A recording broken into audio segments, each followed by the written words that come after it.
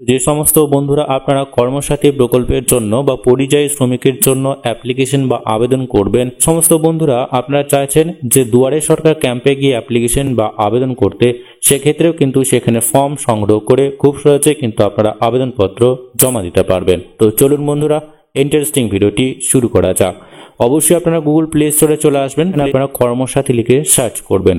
অর্থাৎ এখানে দেখতে পাচ্ছেন গভর্নমেন্ট অফ ওয়েস্ট বেঙ্গল কর্মসাথীর যে অ্যাপ্লিকেশন পেজ রয়েছে বা অ্যাপ্লিকেশন রয়েছে, সেই অ্যাপ্লিকেশনে আপনাকে নিয়ে আসা হবে।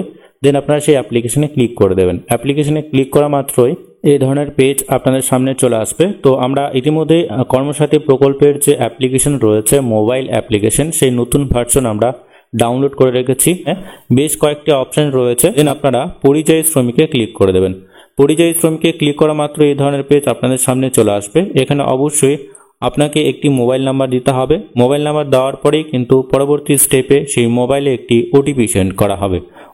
ওটিপির ঘরে দেওয়ার পরে আমরা অবশ্যই আমাদের যে ওটিপি সেটা ভেরিফাই করে নেব।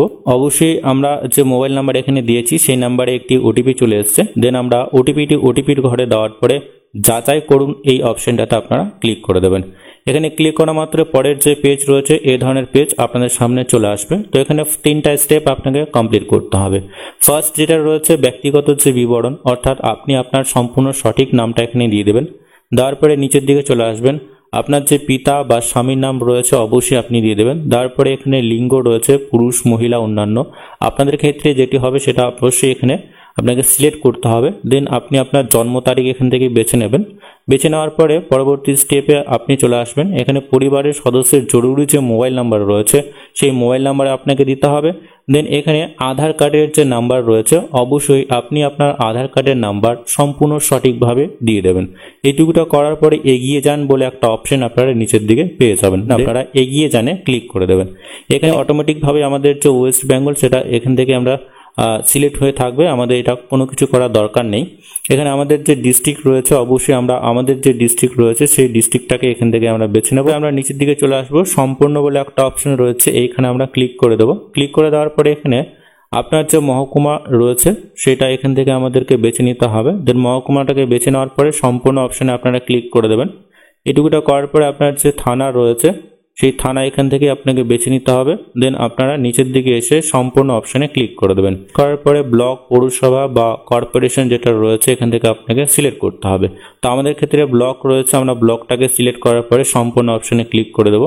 এইটুকুটা করার পরে আপনাদের যে ব্লক রয়েছে বা ব্লকের যে নাম রয়েছে বা ব্লকের যে লিস্ট রয়েছে সেই লিস্ট এখানে চলে আসবে। দেন আপনারা আপনাদের যে ব্লক যেটা হবে সেখান থেকে আপনারা এখান থেকে সিলেক্ট করে নেবেন।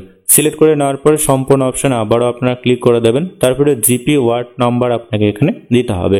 অর্থাৎ গ্রাম পঞ্চায়েতের যে নেম রয়েছে খুব সহজে আপনারা এখানে চলে আসবেন।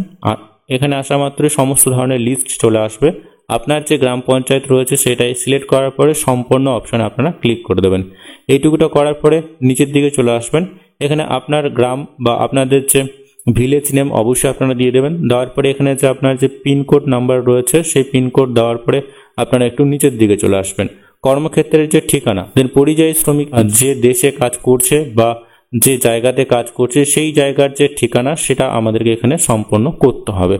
এখান থেকে আমরা ইন্ডিয়া সিলেক্ট করলাম। দেন সম্পূর্ণতে আপনারা ক্লিক করে দেবেন। এইটুকুটা করার পরে নিচের দিকে চলে আসবেন। কোন রাজ্যে সেই পরিযায়ী শ্রমিক কাজ করছে সেটা অবশ্যই এখান থেকে আপনাকে সিলেক্ট করতে হবে। সিলেক্ট করার পরে নিচের দিকে আপনারা চলে আসবেন, সম্পূর্ণ অপশানে ক্লিক করে দেবেন। সেখানকার যে থানা রয়েছে, কোন থানার আন্ডারে উনি কাজ করছেন সেটা এখানে টাইপ করে আপনাকে দিতে হবে।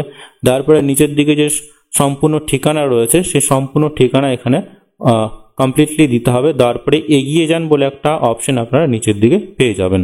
এগিয়ে যান অপশনে ক্লিক করা মাত্রই আপনারা এই ধরনের পেজে চলে আসতে পারবেন। অর্থাৎ কর্মসংস্থানের যে বিবরণ রয়েছে বা কর্মসংস্থানের যে ধরন রয়েছে এইটা আপনাকে প্রথমত সিলেক্ট করতে হবে। যদি আপনি স্বনির্ভর হন বা সেলফ এমপ্লয়েড হন সেক্ষেত্রে প্রথম যে অপশনটি রয়েছে সেটাই আপনারা চুজ করবেন। যদি আপনি এজেন্ট ছাড়া নিযুক্ত হন সেক্ষেত্রে দ্বিতীয় অপশনটি চুজ করবেন। দ্বিতীয় অপশনটি চুজ করলে এখানে কিন্তু আপনার যে নিয়োগকর্তার নাম সেটা সম্পূর্ণ সঠিকভাবে দিতে হবে, নিয়োগের যে বর্তমান যে ঠিকানা রয়েছে সেটা দিতে হবে। দেন নিয়োগের যে মোবাইল বা নিয়োগকর্তার যে মোবাইল নাম্বার সেটা অবশ্যই দিতে হবে। কর্মসংস্থানের যে প্রকৃতি এবং মাইগ্রেশনের যে তারিখ, কত তারিখ থেকে আপনি সেই কর্মে যুক্ত হয়েছেন, সেই সমস্ত ডিটেলসগুলো এখানে ফিল আপ করতে হবে। যদি আপনি এজেন্ট বা অন্যান্যর মাধ্যমে নিযুক্ত হন সেক্ষেত্রে কিন্তু এজেন্টের নাম দেওয়ার পরে এজেন্টের ঠিকানা, এজেন্টের যে মোবাইল নাম্বার এবং নিয়োগকর্তার যে নাম এবং নিয়োগকর্তার ঠিকানা সমস্ত কিছু দেওয়ার পরে আপনারা পরবর্তী স্টেপে জমা দিন বলে একটা অপশন আপনারা পাবেন, সেখানে ক্লিক করে দেবেন। তো আমাদের ক্ষেত্রে স্বনির্ভর যেহেতু রয়েছে, আমরা এখানে কর্মসংস্থানের যে প্রকৃতি রয়েছে এটা আমরা এখান থেকে সিলেক্ট করব।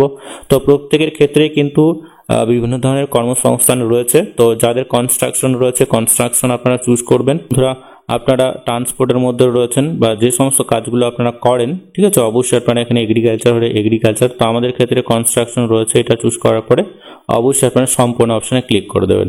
পরবর্তী স্টেপে অবশ্যই এখানে যে ডেট রয়েছে, কত তারিখ থেকে আপনি বা কত সাল থেকে আপনি এই সমস্ত কাজে যুক্ত রয়েছেন সেই ডেটটা এখান থেকে চুজ করে নেবেন।